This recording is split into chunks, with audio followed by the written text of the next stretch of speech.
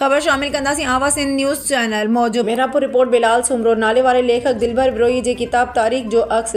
जे मलहीर में मोहरत तकरीब में सिंध ऐं बलोचिस्तान से ताल्लुक़ रखंदड़ नाले वारनि लेखक अदीब कलमकार ऐं सियासी समाजी शख्सियतनि जी शिरकत। तारीख़ जो अक्स जी लेखक दिलबर बिरोही सिंध ऐं हिंद जे तारीख़ के पंहिंजी लिखणी खे ख़िताब जी शक्ल ॾेई नौजवान नस्ल खे तारीख़ सां शनासाई जो एक शानदार तोहफ़ो ॾिनो आहे। मदद अली सिंधी